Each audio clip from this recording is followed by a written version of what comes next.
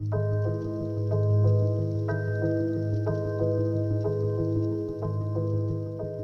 came around the corner, I was at the top of the stairs, and what I saw from at the top of the stairs was a man right here around the corner with his arm like this and a gun pointing up at me. All I could see was a black hat and a black jacket, and that's all I could see, and the gun. And I stood there thinking that this was the serial killer, and he's yelling at me, "Come down now, ma'am, come down right now."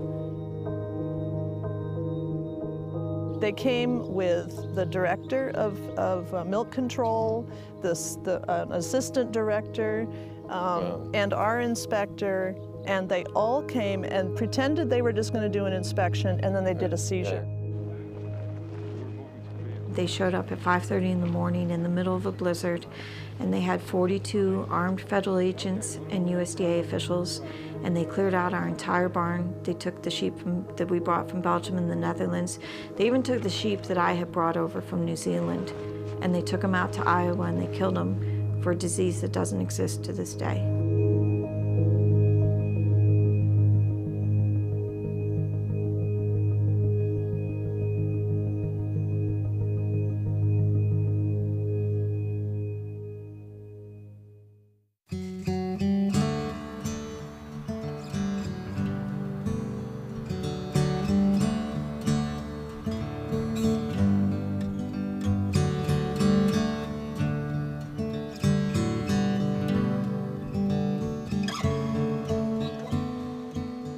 There are two competing food systems in America. First, you have the industrial system, factory farms and agribusiness. Then, there's the local system, consisting of small, sustainable farms and artisanal producers. Sadly, most food production laws are designed to support the industrial operations. And the current U.S. agricultural policies could potentially destroy our local food system. I'm Kristen Canty, mom of 4. The reason I set out to make this film is because when one of my sons was 4 years old, he was a very sick child with allergies and asthma. Conventional medicine wasn't helping him. So I did some research and found out raw milk could be a remedy. I gave my son raw milk, and his allergies completely disappeared. I had to go directly to a small farm to get our raw milk. And I started buying grass-fed meats, eggs, vegetables, and fruits from a number of small local farms. As I got to know these farmers, they told me they were encountering a variety of legal problems from both the state and federal authorities. I quickly realized that my ability to buy the healthy foods I want could be in jeopardy. The industrial food system is growing and becoming more powerful. But the small, independent food system is in danger of vanishing.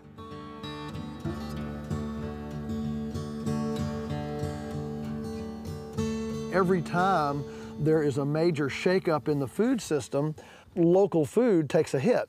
And so now we have bills wending their way through Congress, for example, that would give the Food and Drug Administration the right to conduct warrantless searches on farms to find out if anything is being done that is not science-based. Well, science-based, you know what science-based is? Science-based is petroleum-based fertilizer, herbicides, pesticides, antibiotics, irradiation, cloning. That's all science-based. You know, food safety has been hitting the headlines a huge amount. And I think most people who look at it agree that there are huge food safety problems with our mainstream system. You know, it's wrong when people die from eating peanut butter. That shouldn't happen. And it happens because there are huge flaws in the mainstream food safety system. The problem is right now that Congress has sort of taken this attitude of we've got to do something about food safety, and they're out to regulate everything and everyone to the tiniest detail. And so instead of focusing on the real problems, instead of directing FDA to really enforce, to really regulate and inspect these huge facilities, which is where all of the major foodborne illnesses have been traced back to, they're saying, Everyone who processes food must be registered with the government. They have to pay fees. And when you regulate like that, you're going to drive these people out of business, and then consumers won't have any other options. The only option consumers will be left with is the grocery store chains buying from these huge processing plants, which is where these problems keep getting traced back to. Our regulations are barking up the wrong tree. We absolutely have problems in this country around food safety and food security, but for regulators to prohibit small-scale, diversified production and processing of food when there's absolute evidence that that is the safest, most secure way for us to feed ourselves as a society, and to let huge corporations that are poisoning us scot-free is completely ridiculous. Now, I think somebody should have the choice if they want to eat something that's bad for them. That's their choice, but I want to have the choice to eat something that I believe is good for me, and that belief comes from thousands and thousands of years of human experience. I sell a lot of leafy greens to gardeners, and plants like chards, I no longer trust them because they're coming out of the Wilmette Valley over on the West Coast, and they're surrounded by GMO chards and beets. I think that government needs to step up to the plate and require that everything that has a GMO product in it, any kind of food, is labeled. And every single seed that goes out there has to be labeled that it's GMO-free. Government's not going to do it. It's not in their interests.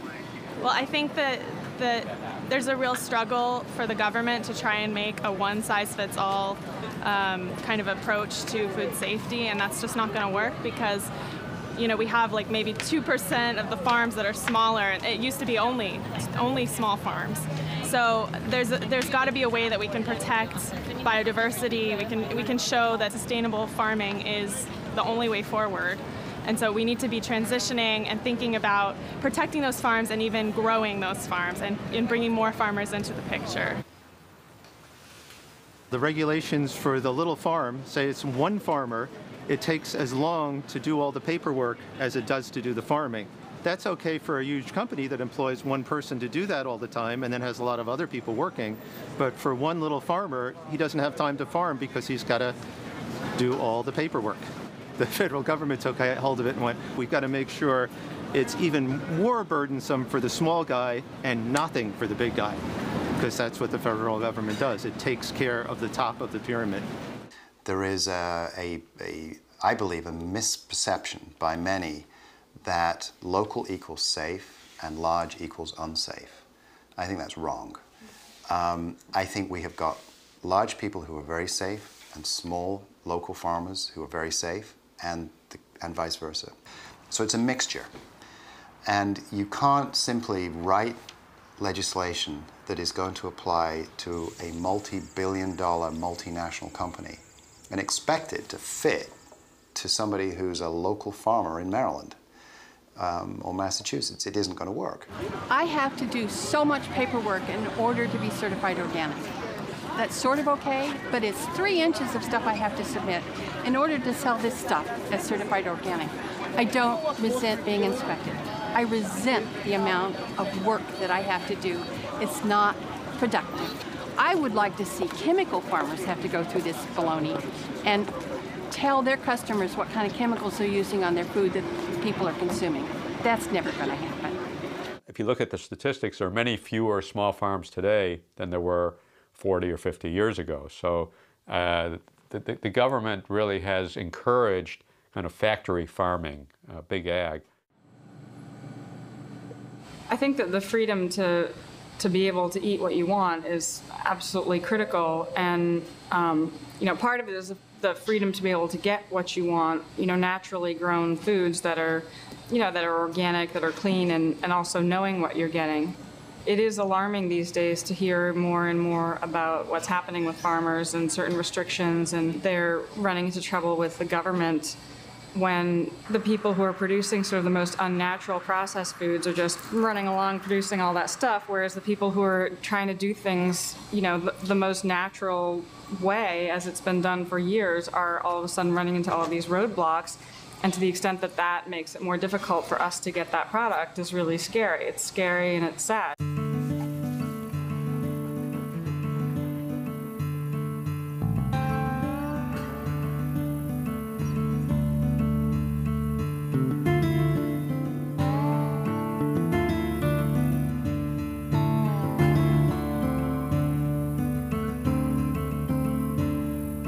I'm Linda Felice, and I studied mad cow disease over in England. I worked with Professor Eric Lamming, who was the advisor to the EU and the British governments on mad cow disease and how to deal with it and how to make public policy dealing with mad cow disease. My husband Larry, he has a PhD in animal science, and he was doing a postdoc in England while I was working with Professor Lamming, and he came across the British Sheep Dairy newsletter. And we knew that we wanted to work together. We wanted to do something in agriculture and something that would be financially viable with our children. And when he found the British Sheep Dairy newsletter, he said, that's it. We're going to milk sheep. And I said, we're going to milk what? Because at that time, I didn't even realize you could milk sheep. And so in 1993, we moved to Vermont. So we worked with the USDA for 3 years, brought over sheep from Belgium and the Netherlands, and set up a family sheep farm. When we brought the sheep over, they had to go through 2 months quarantine over in Europe and a month quarantine here in the United States, so that if there was any transmissible, communicable diseases. So a whole series of tests were run on the sheep while they were over in Europe, and the same tests were repeated here. All the sheep passed with flying colors. First of all, there's no sheep in the world that's ever had mad cow disease. Second of all, we know what these animals ate, because the theory was that BSE, or mad cow disease, was transmitted through contaminated feed from ground up cattle being made into meat and bone meal, and then being put into cattle feed and into sheep feed. And we knew that none of the shepherds had ever used any feed that had any meat and bone meal. Plus, these animals were lambs when they came in, so most of the feed that they had eaten was their mother's milk. And USDA, they kept telling us that they wanted us to surrender the animals. And we were approaching it from a scientific way. And so USDA showed up at our farm and put the animals under a quarantine. And when Wayne Zelanga showed up, state vet for Vermont, showed up at our farm, he handed us the quarantine papers and he said, I don't mean this as a threat, but let me tell you, if you tell anybody about this, you go to the media, you get greedy, you ask for a bunch of money, we're going to put you out of business, and don't think we haven't done it before. When we were threatened, we went quiet for an entire year. We didn't tell anybody. We told my parents and Larry's parents, and that was it. So here we're part of this great organic group of farmers working together, and we're seeing them day to day, and we can't even tell them these sheep are being quarantined under fear of mad cow disease. And it was a really, really tough year. We brought over 3 European scientists, and we had a meeting down in Washington at USDA. So the 3 Europeans all presented their information. They said, okay, this is what's going on in Europe. There's not a single sheep being killed under suspicion of mad cow disease. The flocks that the animals were imported from, they've all been continued to be surveilled. They're all perfectly healthy. Everything showing that our sheep were not at risk. And so then we opened up for questions, and it was silent. No one said anything. And finally, Linda Detweiler's boss, Alfonso Torres, said, look, I'm really sorry, but we're under political pressure, and you're going to have to surrender your animals.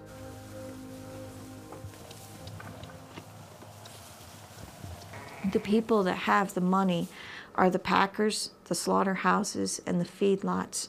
And that's who control the beef industry, and that's also who controls USDA. Because there's a whole revolving door of people that go from the pharmaceutical and the beef industries. They have positions there. They go into USDA. They get legislation passed or whatever their pet project is, and they just go back and forth working between the two. From a science perspective, from a medical perspective, mad cow disease doesn't infect sheep. Sometimes what happens with these situations is when federal authorities embark on a track, it's mighty difficult to turn it around, because we're not going to back off.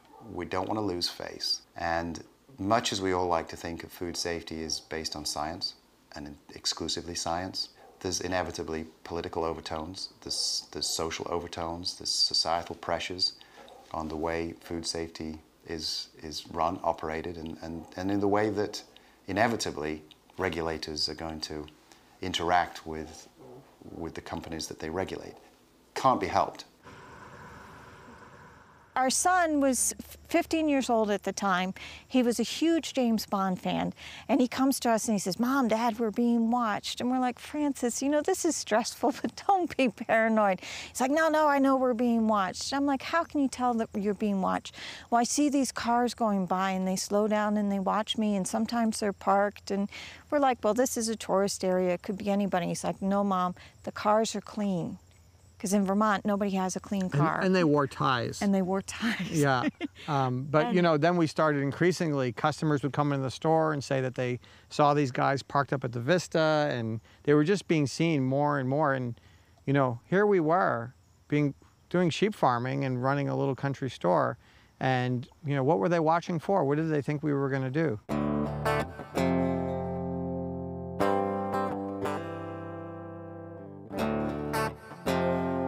So when USDA was monitoring us, they spent over $1 million watching us. And we would see these guys climbing in and out of the fences. And as part of the court case a few years ago, we received some of the diaries.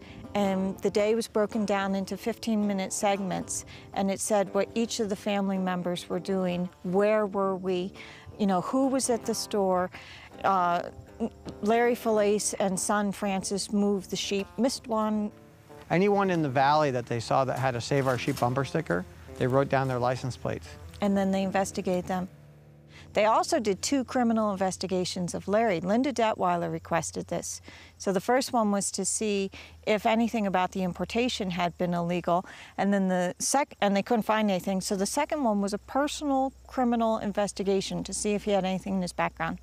I married a clean one.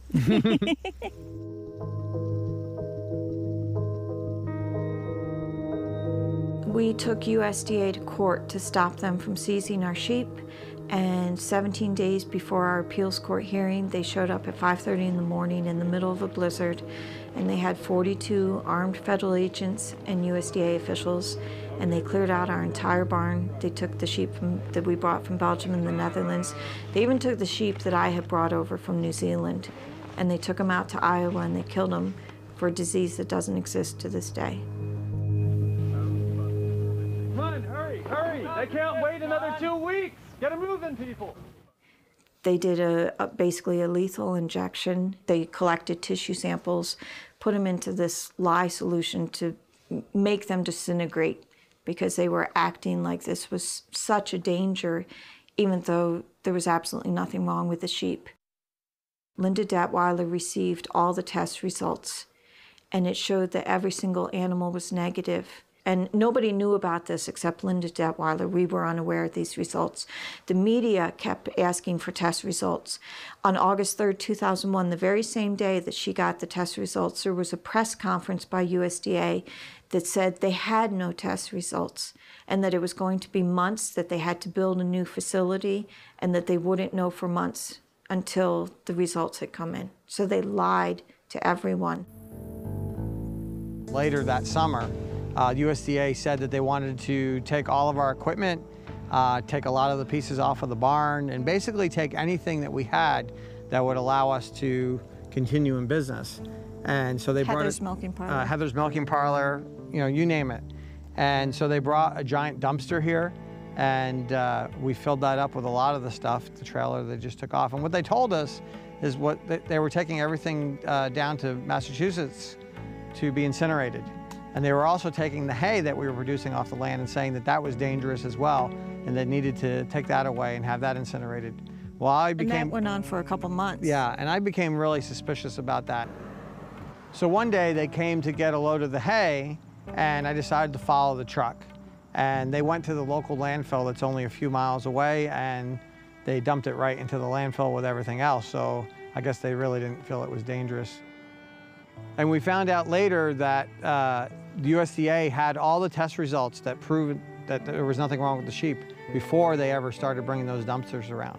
So they had all the evidence to show there was no danger whatsoever, as we all knew from the beginning, but they had the evidence, and yet they spent all this money and created this facade of doing these things for public safety, and all they were doing is dumping things in the local landfill and wasting more resources. when we were trying to get compensation, they waited till 18 months after the animals had been taken, and it cost us $5,000 a head to bring the animals in. They gave us a check that was $1,300 per animal. And we said, why the discrepancy? Why didn't you pay us at least what you paid these other people? And they said, well, you chose to fight. USDA likes to instill fear. And so by giving people a gag order or telling them they can't talk about it, that makes it so that they feel that they can control it better. I knew we would win eventually. I didn't know if we could save the sheep, and we didn't do that. But to be able to show that the whole thing was a complete fraud and premeditated and done on behalf of USDA's agribusiness sponsors and not for human health as they pretended it to be. And I know that I personally have lost all faith in agriculture within this country. This is one that Francis wrote. And it says, for me, the farm provides a sense of belonging and pride.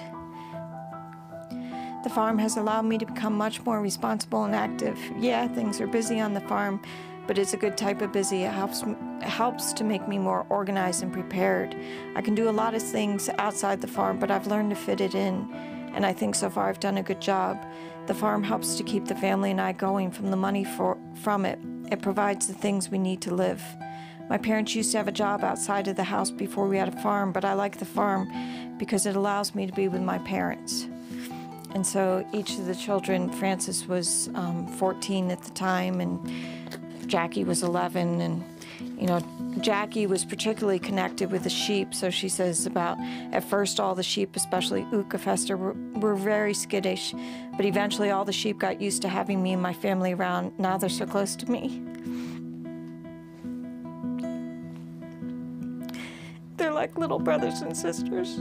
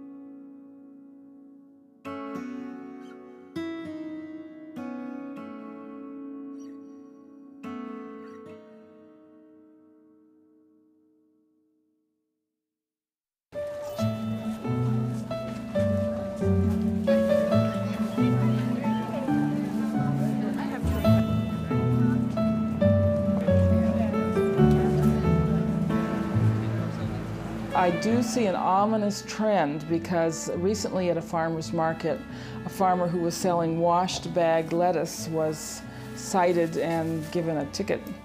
And they said this is a processed food. They're actually going onto the farm and telling farmers how to grow things.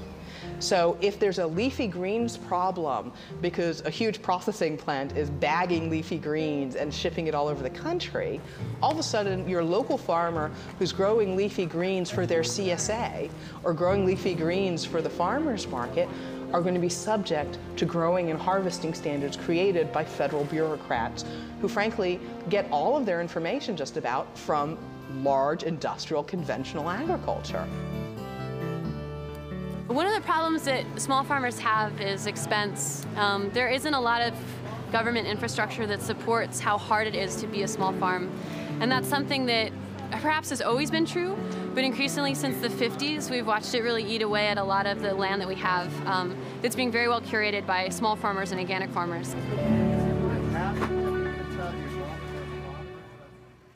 As farms like ours resonate with patrons who are yearning in their soul and their bodies are craving for real food, and they eat this food and realize, wow, this is actually food that I can pronounce what's on the label and that I can actually make in my kitchen. You know, that's a pretty amazing thing that now 95% of what Americans eat, you can't pronounce and you can't make it in your kitchen. Real food like butter, like real milk, like eggs, have been made the devil in the world of food, to the point where people are afraid to eat real food. And unfortunately, the result of that is 72% of the country is obese or overweight. We have heart disease, cancer, and diabetes rates at all-time highs. And every year, it's getting worse. We should be able to eat and drink whatever we choose to and feed that to our family. I believe that just as you can buy raw meat and choose to eat it raw, which many people do, or you have a warning label and you can cook it. I don't understand why we can't buy raw dairy products and either choose to boil them ourselves or choose not to. Although I do understand why, because if that was the case, then the agricultural system would have to start producing real food instead of contributing to the problem. If you look at the statistics between 1970 and now, the U.S. has lost 88% of its dairy farms.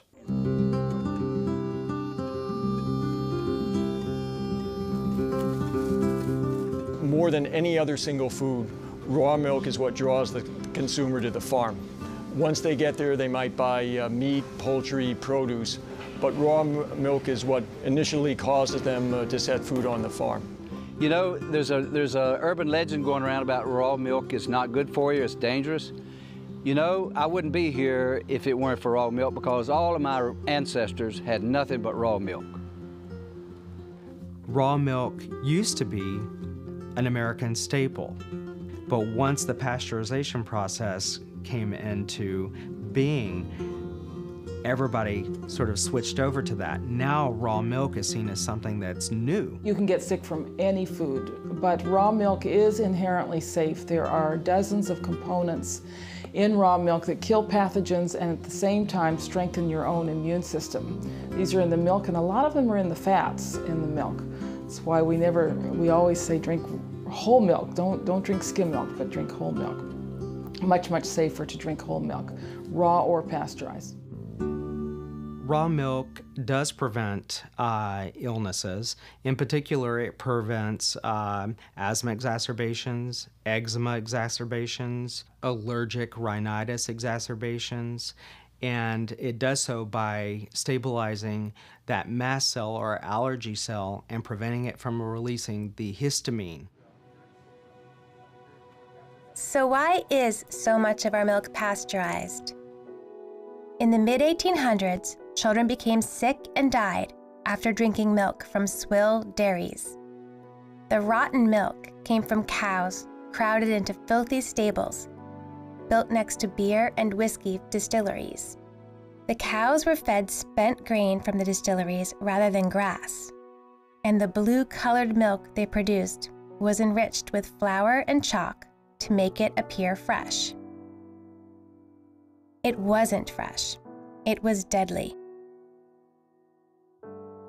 The outlawing of swill dairies, the advent of refrigeration, and the certified clean raw milk movement made milk safe again. Around this time, it was also discovered that pasteurization killed bacteria in milk. Pasteurized milk and clean raw milk were produced and sold side by side until the 1930s, when milk production became more industrialized. And state governments supported the move towards pasteurization and passed laws making it harder to get raw milk. Over time, consumers accepted this move to pasteurized milk, and the health benefits of fresh, raw milk were largely forgotten. Even though raw milk's health benefits are widely accepted as scientifically proven, state and federal health officials warn that it is too dangerous to drink. Our bodies nowadays are more used to a lower bacteria count. There will be lots of problems if you have raw milk. It is essentially better for you because if you just alone look at the enzymes and vitamins and nutrients in it. But the pasteurization is a safeguard. Raw milk is whatever comes out of the cow. If it's very clean, it's a great product. If it's not, people are going to get sick. It's too dangerous to really do that without a pasteurization. Raw milk, yeah, it's got microbes in it. Most of those microbes that we get exposed to and that live in our gut are harmless. They don't make us sick. And even if they do, there's probably just low levels that if it's just a low level of exposure, it's not necessarily life-threatening or a huge problem. But there are microbes that get into milk that we know can be deadly. Severe gastrointestinal illness, kidney failure, strokes, and death. And the bug I'm talking about is E. coli 0157. It's rare. It's not an everyday occurrence in every gallon of raw milk that you buy. It's like you're playing Russian roulette with the milk at some horribly high odds ratio. But it is a risk. The state of Maryland does not allow the sale of raw milk directly to the consumer, and that does include the cow sharing programs.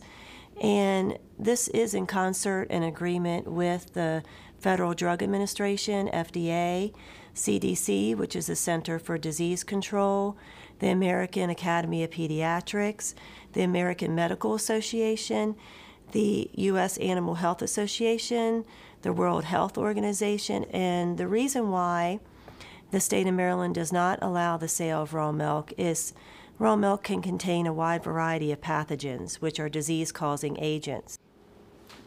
I became a raw milk activist because raw milk was banned in my state. I live in Maryland, and initially, when we first started drinking fresh milk, we participated in a cow share program. Now, a cow share is very similar to a timeshare, where families will go in together on a cow and then get the milk from their own animal.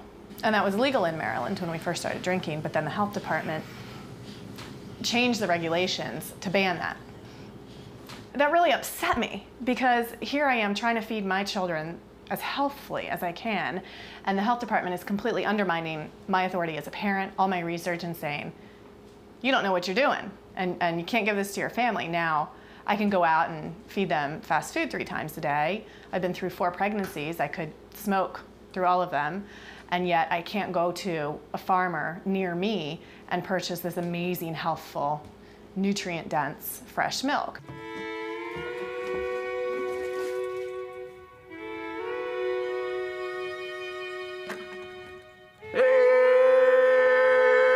Cows. Come on, cows. Come on, girls. Let's go. Hey, you cows.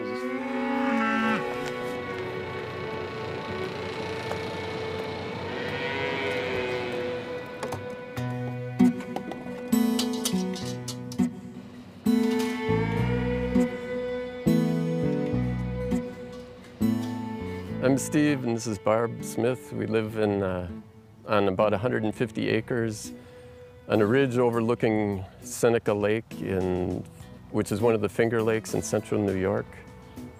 We have about 30 cows, and we milk 9 of them.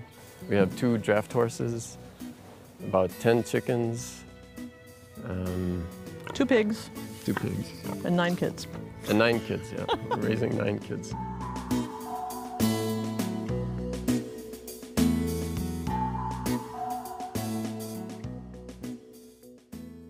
We decided to form a community-supported dairy where we would have a small herd of cows and milk it, and then distribute that milk to the members of this group. We did that, and we had 100 members or so, but Ag and Markets did not like that. They came and inspected us with several warrants. They tried to get us for contempt of court. They did several court actions to stop us from milking cows and distributing milk privately to members of our community-supported dairy. The state of New York started to escalate enforcement actions against the Smiths. First, they would send in inspectors to the Smiths farm and say, you need a permit for what you're doing, and the Smiths would say, no, we don't need a permit. The Department of Ag and Markets would then levy administrative fines against the Smiths. The Department of Ag and Markets would then go in and try to execute a search warrant against the Smiths. Ag and Markets would confiscate some dairy products and order it to be destroyed. So they escalated these enforcement actions against the Smiths over the course of about a year. Ag and Markets is the Department of Agriculture and Markets in New York State. That's what they call it. It's a different name in each state. And theoretically, I looked a little bit through the history of Ag and Markets, and theoretically they were established to support farmers so the agricultural products could get to markets and do anything they could to further that. Obviously, that's not what they're doing.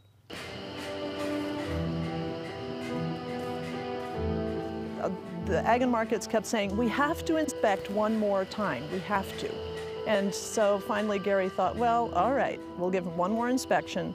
They came with the director of milk control, the assistant director, and our inspector, and they all came and pretended they were just going to do an inspection, and then they did a seizure.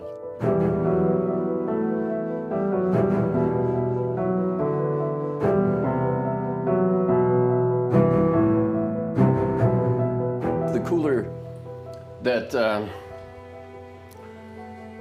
was seized and labeled. We had a few shelves full of yogurt in here at the time, and I don't think they had any legal way to ban us from making raw milk yogurt other than to go through this inspection and say that it was unfit for human consumption. In their estimation, this place was so filthy that food fit for human consumption could not be made here. So they condemned the lot. They condemned about 5 gallons of milk and they had this fancy red seizure notice. I can still see where it was taped on here. And they taped it across the handlebars so that we couldn't open the cooler without breaking their seal. So they took all of our yogurt and milk that they they locked into the cooler with these locks saying we couldn't touch it and all that. The only farm crop that's regulated more than raw milk is marijuana. And it just seems ridiculous. It was very hard for the family.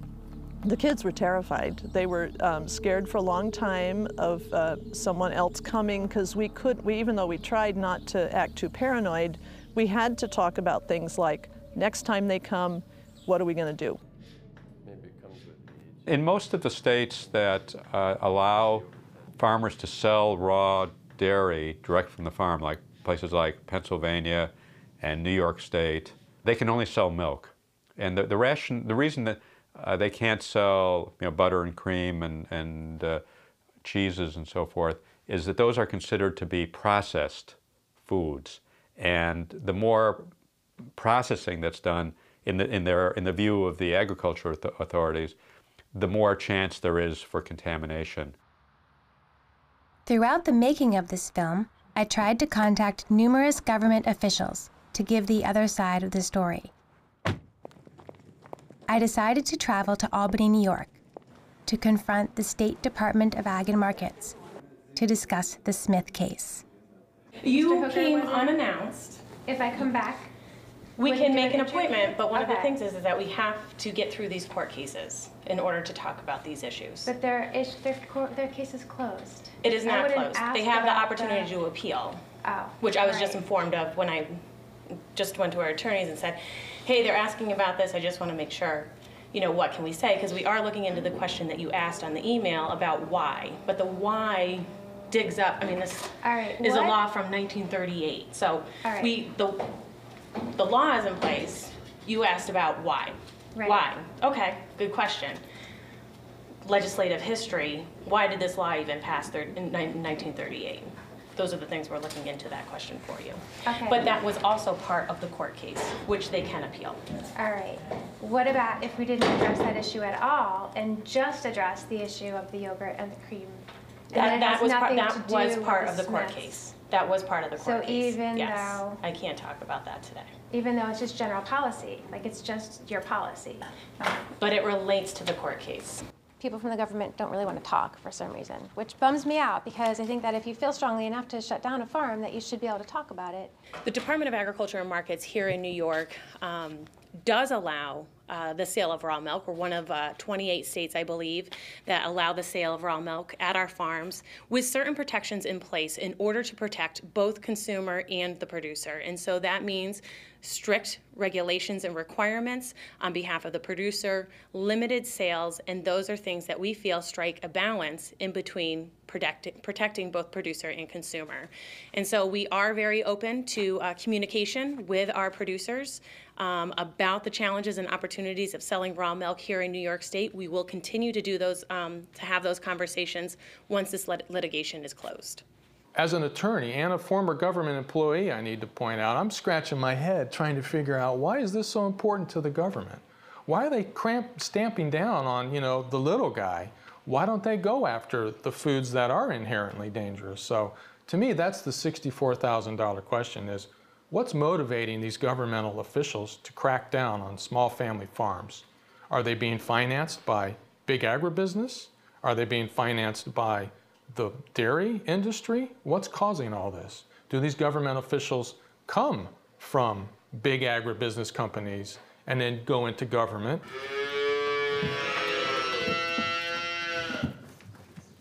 Because we live near Ithaca and Cornell is the big employer down there, a majority of our members are somehow connected with Cornell. A lot of them are in the sciences. These are all very educated people who, they're not people who don't know the difference between raw milk and pasteurized. They're making very deliberate decisions to drink raw milk. So it's kind of funny because I think about taking them all to the judge and saying, would you all stand up and introduce yourselves? And that case is still on appeal, and we hope that some judge will be able to decide that this is a legal private enterprise.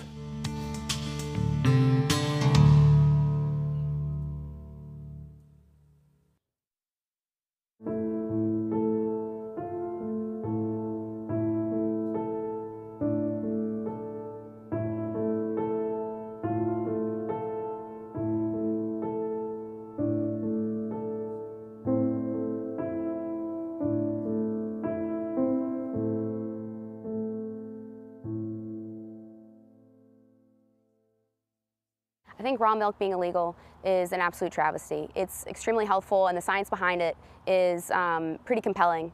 And I think that what we need more of in this country, and I think what we can all agree upon, is the ability to make choices for ourselves, choices for our family, and everything else. I think that's what makes it so great. The public health establishment should do a lot more to educate dairy farmers on how to produce raw milk safely so that consumers that want to obtain raw milk can obtain it, and those who don't want to obtain raw milk don't have to buy it. Raw milk is regulated on the state level, and that's why we see such a hodgepodge of laws regarding raw milk. In some states like California, you can buy raw milk in stores.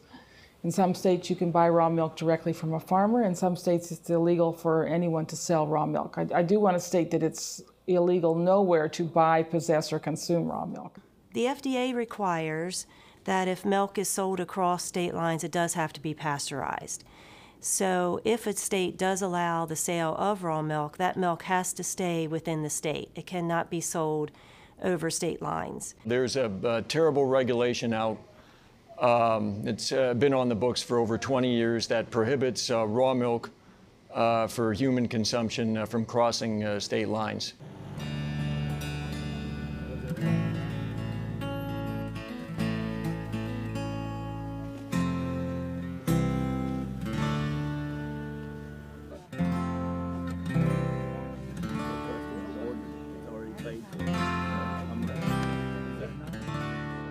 My name is Eric Wagoner. I'm the market manager for Athens Locally Grown. And, everybody shows up at one spot in Athens on a Thursday afternoon to meet the produce from the growers to the customers.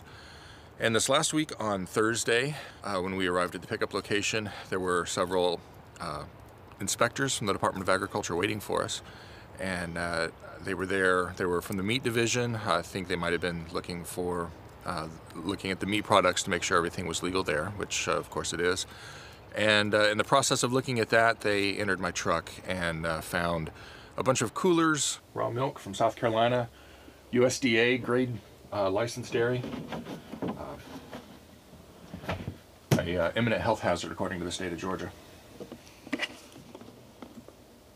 I believe that the freedom to choose your own food is very important, and I like knowing where my food comes from. So I would like to have raw milk sales in the state of Georgia and allow dairy producers to make that choice of whether they want to provide that to the consumer.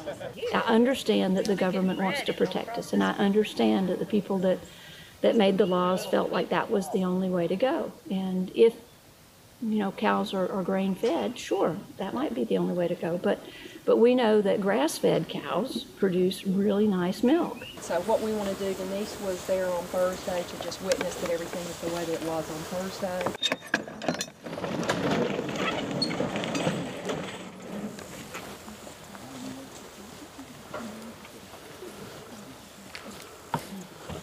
In the with the gray hair is Peggy. She's the director of the dairy division, and the lady in the blue jean jacket is from the FDA. She's a federal agent, and the tall gal in black is state dairy, meat inspector. So you just want me to haul it out and pour it out? Yes, please. So can we get our milk? I mean, it's my milk on that truck. No, ma'am. It's got to be destroyed. But I paid for it. I think people can pour out their own gallons if they want to. As long as it's poured out, you can hold it and pour it out. Mine was actually technically already paid for. Eric, does the milk go all the way back? It goes all the way back, yes. It's what I use for my cornbread. It's what I use for making my cheese, cottage cheese, my butter. I've been working with locally grown for a while now, and I've never heard of a single person getting sick on the raw milk that they've purchased there. Or anything else. Or anything else, actually. But if they did, it would be much easier to trace back where that problem was than, say, milk that came from who knows where and has been shipped all over the country. And the milk from 10,000 cows mixed together in a vat, and then trying to find the problem. Millions of people theoretically could be ill before you even know could track it. Well, they came and made us dump all the milk and left. And they were very, very clear that there's absolutely no wiggle room, that federal law prohibits someone from crossing state lines, buying milk from a dairy, and bringing it back for their own personal use in their own home. So I'm not sure where we go from here. There's a lot of questions still up in the air. Some folks that own the milk that was on this truck are wondering how it was they were able to search and seize without warrants, so that might need to be resolved. And the other issue of how they have jurisdiction at all if somebody were to go and buy it for their own personal use in their own home. You can't get angry about it. You have to understand what it is, what it is. This is their way of doing business. They'll degrade anybody they possibly can. They'll ruin anybody they possibly can to keep an agenda of where everybody's at in the narrow parallels, and don't you dare get outside the line.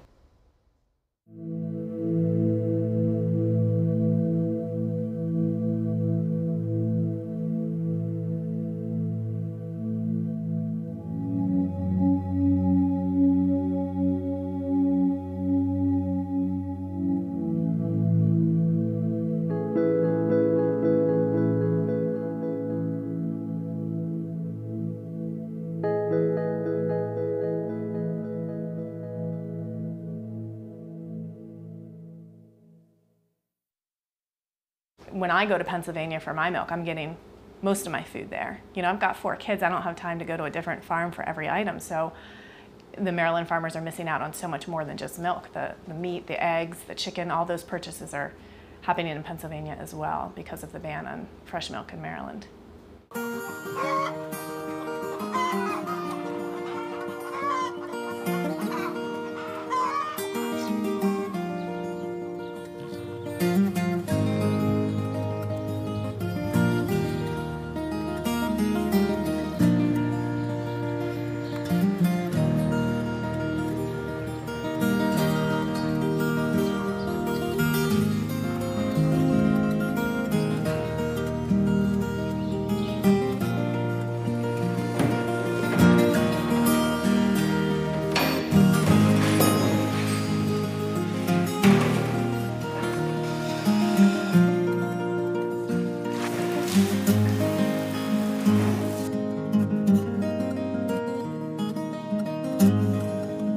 Mark Knoll is a Mennonite farmer living in Pennsylvania. The government in Pennsylvania, however, doesn't like what Mr. Knoll is doing, and so they have repeatedly come to his farm, executed search warrants at his farm, confiscated some of his production equipment, confiscated some of his raw dairy products, and to this day is continuing to harass him into getting a permit or a license so that he can, under the state's eyes, legally sell raw milk.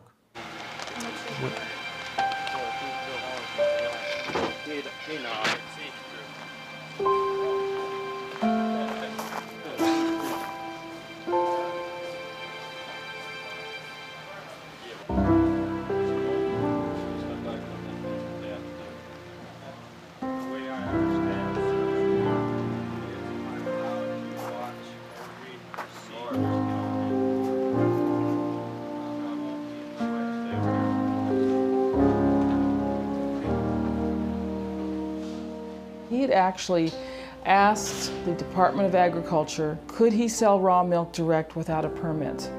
And the man in charge at that time said, you can. There is no law that says you have to have a permit if you're selling privately, directly. Well, someone new came into the Department of Agriculture, and he would never answer this farmer's question, but his reply came in the form of 3 raids on this farm.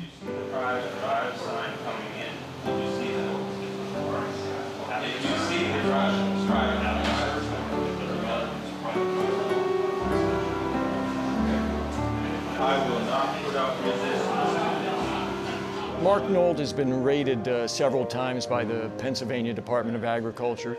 I think it's just an attempt to send a message to other farmers. I mean, there are a number of other farmers who were selling raw milk without permits in that state. And it's an attempt to intimidate them into going along with Pennsylvania licensing requirements, which Mark objected to, because under the licensing requirements, he can only sell raw milk and raw cheese aged over 60 days. He can't sell other value-added products like butter, cream, and yogurt. And he thought he was an unjust law, and he exercised his conscience.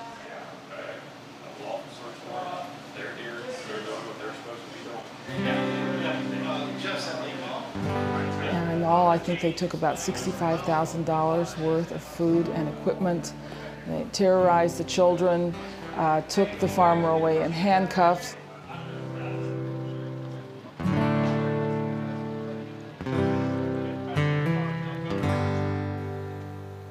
Both the PDA and the FDA say that Mark refused to answer the citations that they served on him, and so they had no choice in their view except to go and actually arrest him, bring him in, and serve him with the citations, and in that way.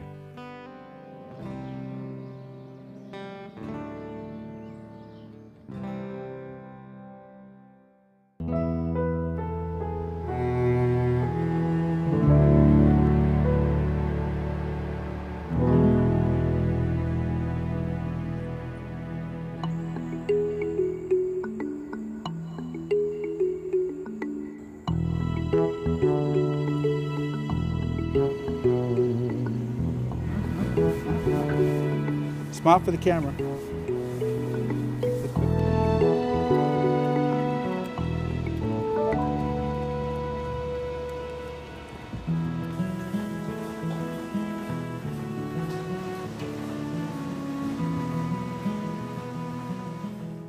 My name is Mark McAfee. I'm the founder of Organic Pastures Dairy, and we have been selling and distributing a wide variety of organic raw dairy products that are grass-fed here in California for the last 9 years or so. From our dairy here on 405 acres of the wonderful fertile ground in San Joaquin Valley, all certified organic with about 400 cows.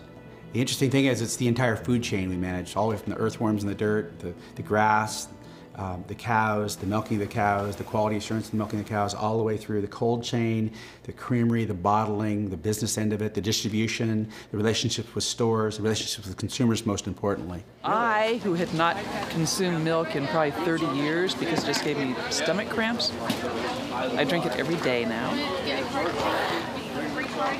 It's just amazing. It's just amazing stuff.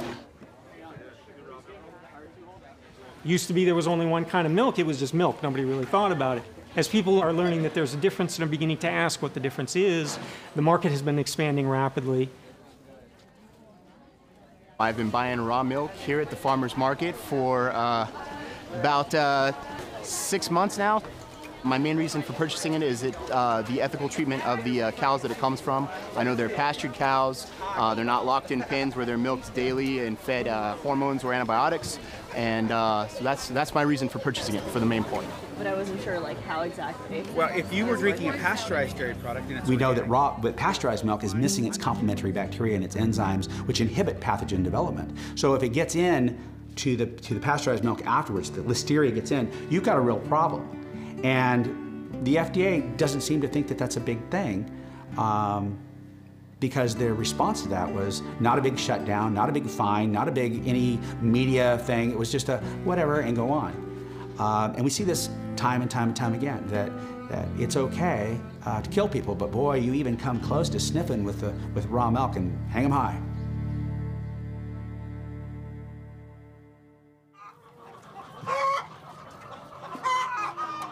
As the call for fresh milk grows, so does consumer demand for pasture-raised beef, chicken, and lamb.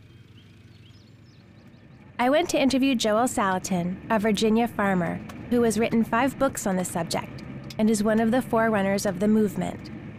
I'm Joel Salatin, co-owner of Polyface Farms here in the Shenandoah Valley of Virginia.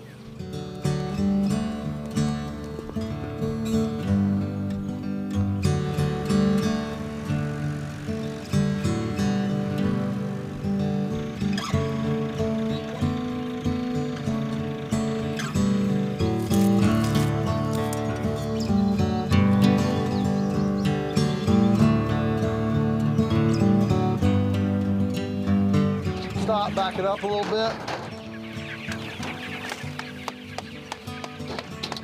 Back it up a little bit. Okay. That gives them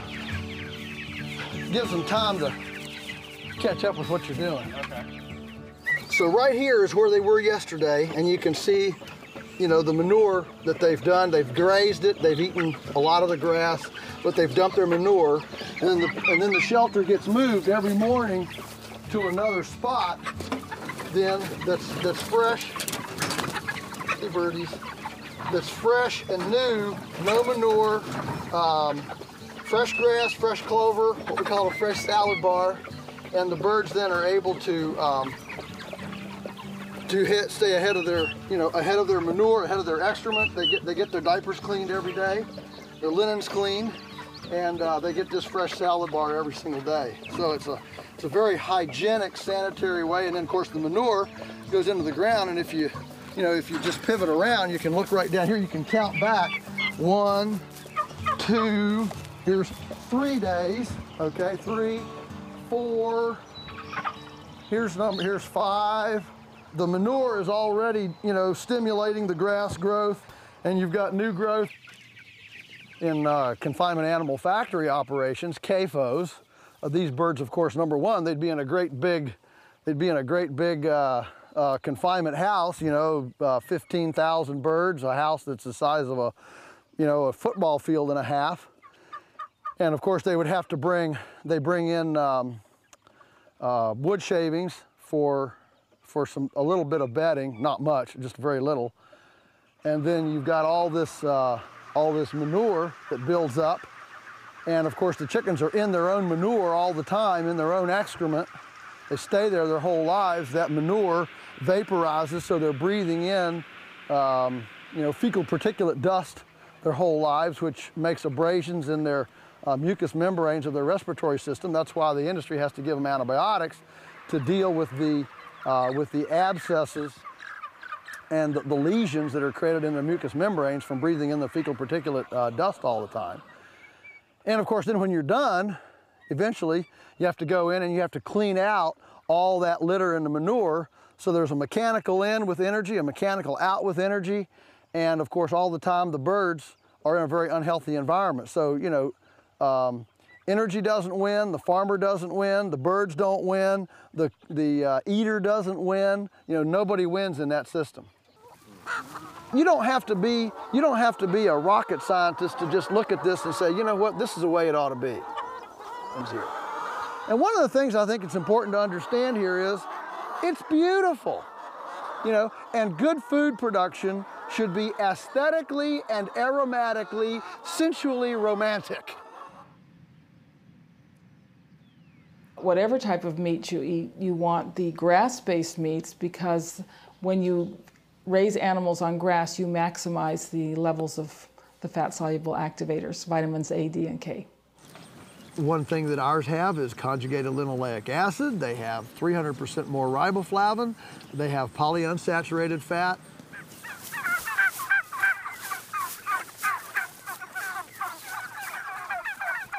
You can see right here where they were. They move them every 2 days. So they were right up there. So then we take that fence up, we set it up down here and then move them. And then there's another set of turkeys right over the knoll right down there. So there's 2 sets of 400 and some turkeys here in 2 sets. Aren't they beautiful? Now, I may not be the richest guy in the world, but man, what an office. You know, it's a great office. So we move the pigs every few days from paddock to paddock. This, of course, is the paddock they'll be going into. Light footprint. This is pigs the way they're supposed to be.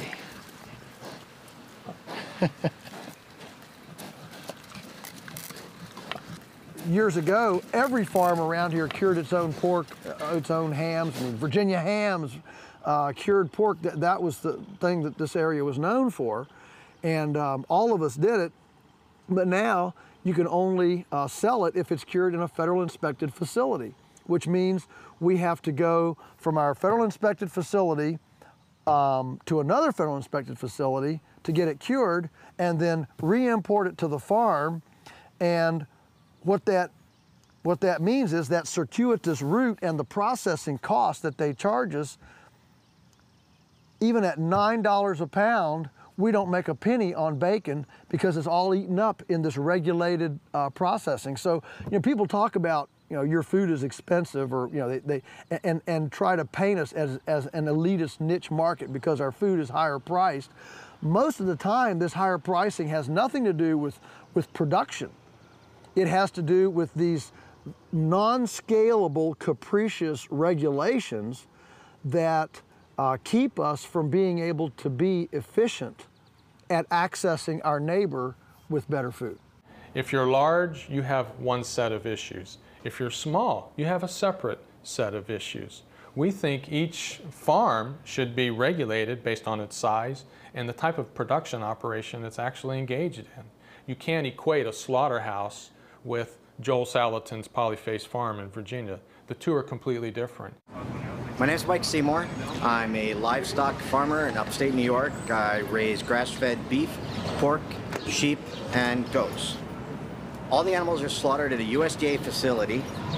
We have to transport the animals an hour from the farm to a USDA facility twice a week, pick up the carcasses and bring back to our facility to process. I think it's a lot of work for what a USDA facility provides. It doesn't protect anybody from any of the diseases that they claim to. I used to work in a USDA facility. We had to go get our inspector upstairs a couple times a day because he spent most of the day in his office. And I've worked at other facilities where the inspectors pretty much didn't do anything that they're supposed to do in the course of a day. We would point out things on the carcass they may want to look at. The U.S. has a big food safety problem. It just doesn't come from your small backyard operations. It comes from these huge slaughterhouses that, you know, pass cows, slaughter a cow every 30 seconds and can't possibly have the standards of human inspection and cleanliness that that you do when you do it on the farm and you have one cow and you slaughter it for an afternoon or something. There's a desire on the part of the public to have grass-fed meats. We know that they're a lot healthier and they don't have all the antibiotics and toxins in them, but the big challenge for the farmer is getting these to market. And part of the problem is the lack of USDA inspected facilities where people can go and have their meat butchered and then sell it directly to the public. Regulations generally serve as a vehicle for preventing small independent producers from providing the kind of food that people actually want to have. And what we have found in the past is that in general, regulations serve the large industrial corporations. They do not serve small farmers, and in effect, they do not serve the public.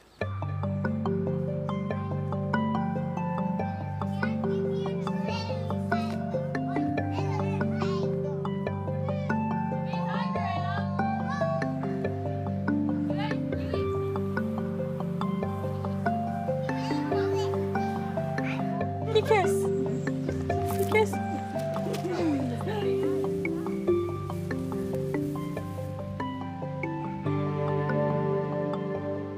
I'm Jackie Stowers. I run Manister House. It's a members-only co-op. In our co-op, you can order organic foods, foods that we actually go to farmers and bring back for people. Foods like eggs, we do chickens, meat, milk, different cheeses. This is the room where the members come and they pick up what products they come for. We put it all together for 1 or 2 days for them to all come and pick up in those 1 or 2 days. When you're here on a busy day, this whole room is packed, and some of us are in the back weighing and boxing things up, and then some of us are front talking to people to keep them, keep all of us talking while we're waiting to get orders together. Our co-op has about 100, 120 members.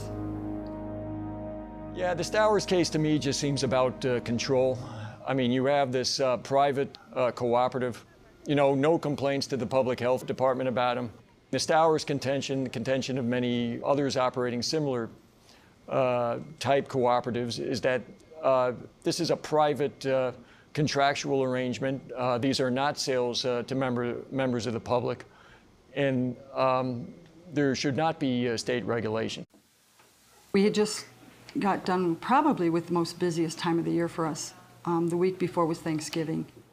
From where I was upstairs, I only heard the dog barking, but there was a knock on our door, and Katie went to answer, and she was handed a warrant and then, moved to the side, and they came in.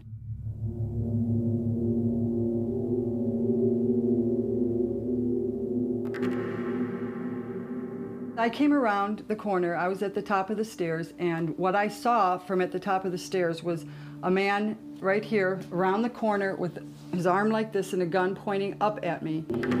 All I could see was a black hat and a black jacket, and that's all I could see, and the gun. And I stood there thinking that this was the serial killer, and he's yelling at me, "Come down now, ma'am, come down right now." When I got about halfway down, someone handed me papers, and I looked down and I saw, it was very difficult to read because I had a man with a gun in front of me. All I could focus on is this man with a gun and my children. That was the only thing in my mind.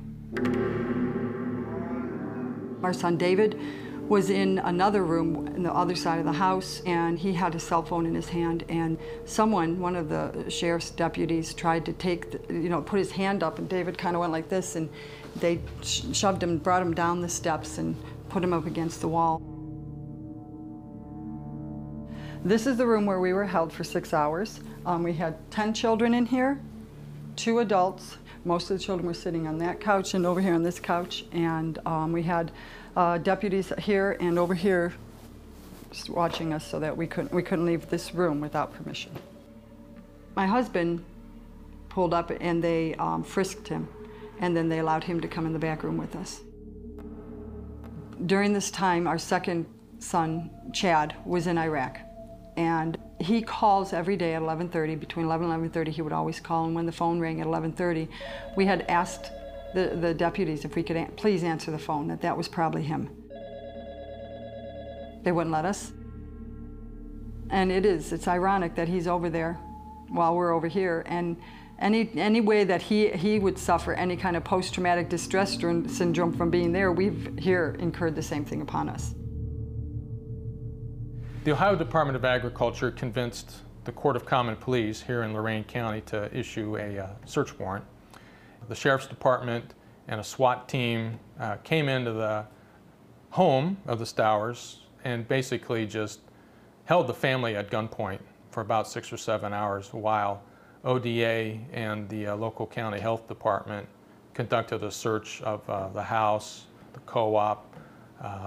Computers were seized, records were seized, and even the family's own personal food was seized.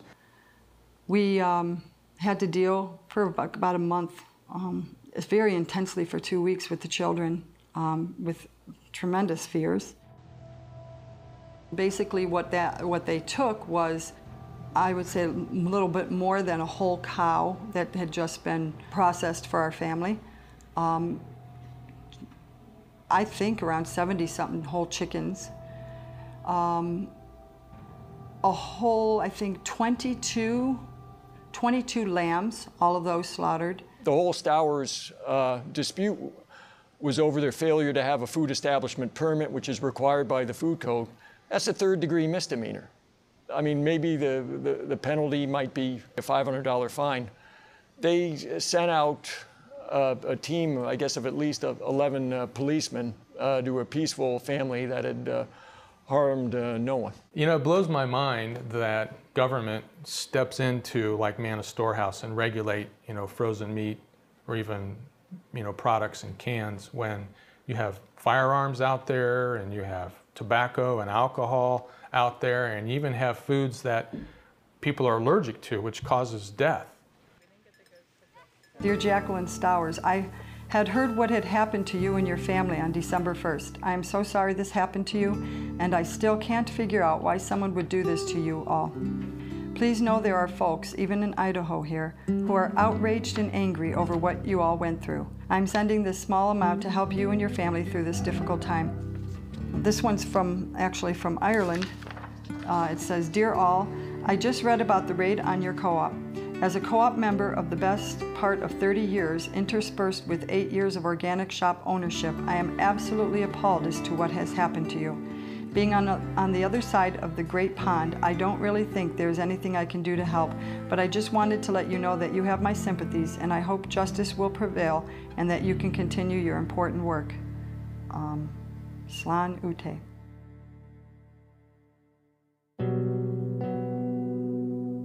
The Stowers case continues to be litigated.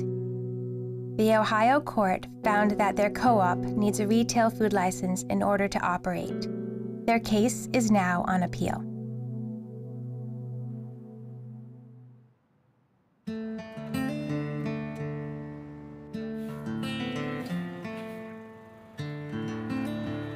Rawsome Foods originally started in a garage. It's been in business for about 12 years.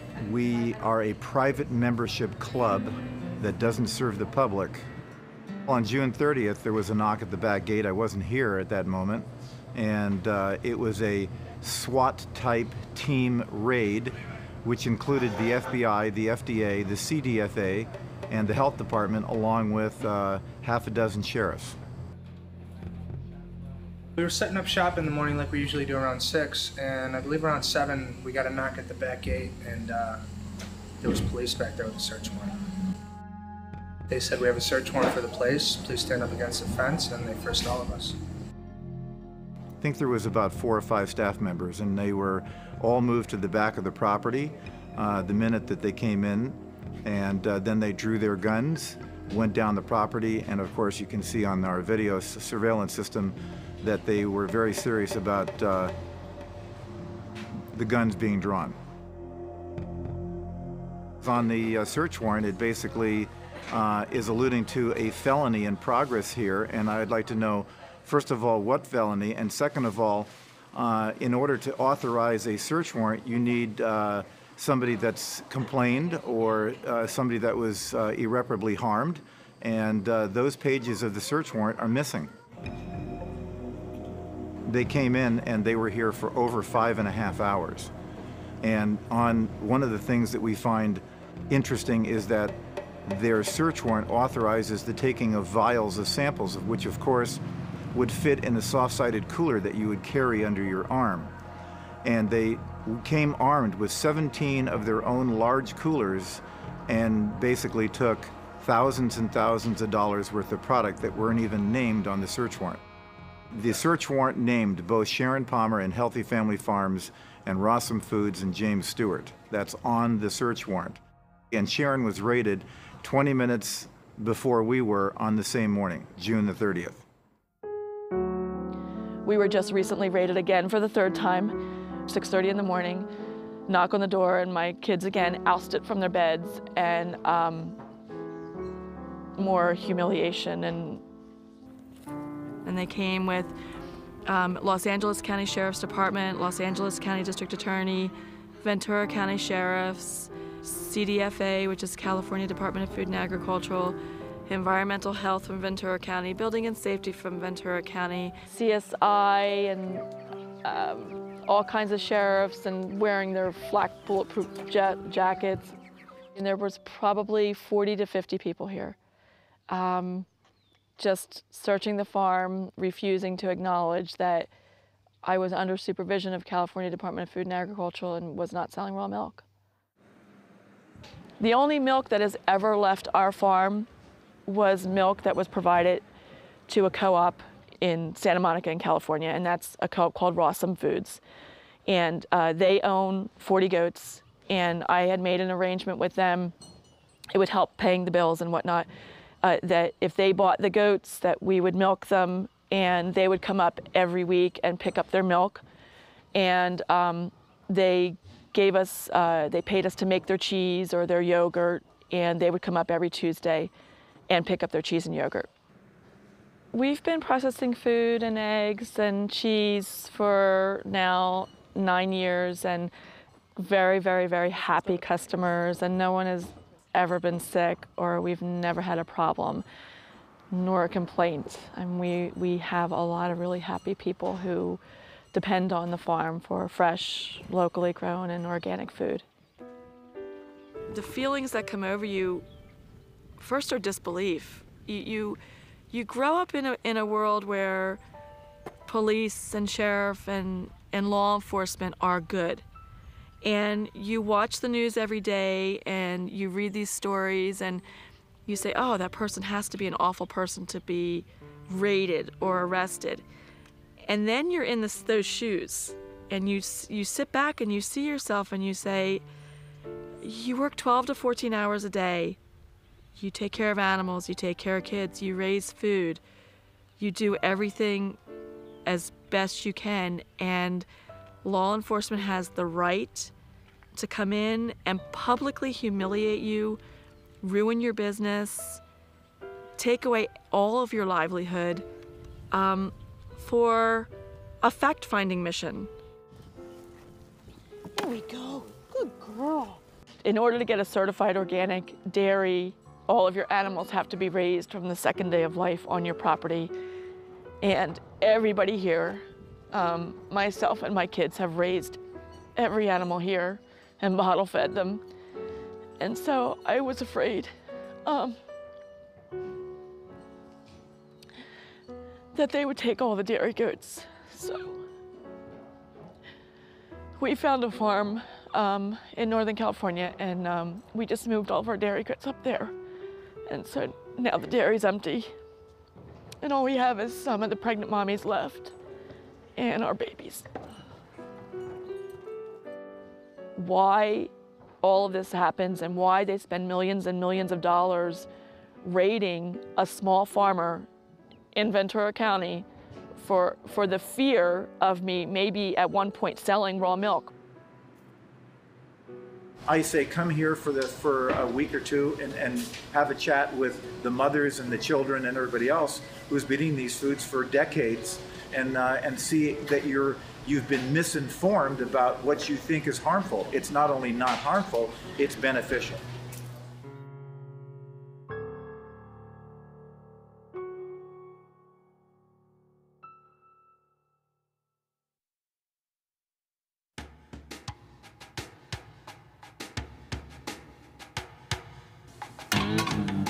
I made this movie to be a cautionary tale for consumers.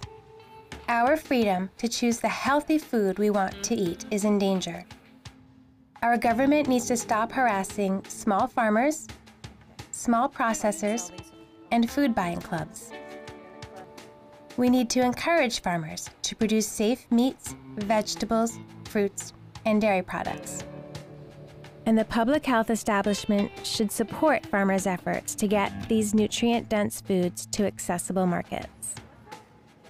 If I had one thing to say to the USDA and the FDA, I guess my question would be, why do you hate freedom so much? Why? What is it about freedom? Whether it's a consumer's freedom to choose the food that they want to drink, whether it's me as a farmer choosing the customer who wants to buy my product or how I want to make my product, what is it about freedom that is so horrendous to you that you are willing to take my property, take my life, take my customers, take my animals, take my land, that you're willing to do this in order for me to not have the freedom to even sell a pork chop to my neighbor? It needs to be our choice what we eat and how to take care of ourselves. We get enough media blitz, we get enough bombardment with advertising, $10 billion a year for our kids to eat junk food. We have to listen to all of that.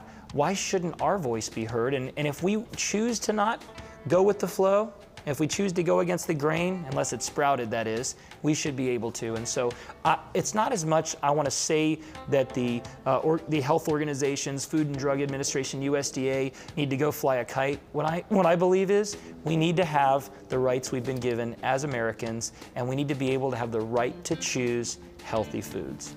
Food is the underlying way we're supposed to stay healthy. It's not visiting the doctor more often to get more and more drugs, which have terrible side effects many times. It's about eating whole, unprocessed foods. That's what we've done for hundreds of thousands of years, very successfully.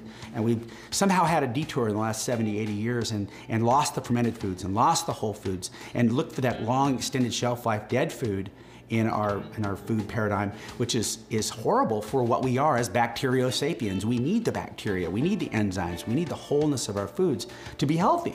Consumers have a fundamental, inalienable right to produce and consume food of their own choice.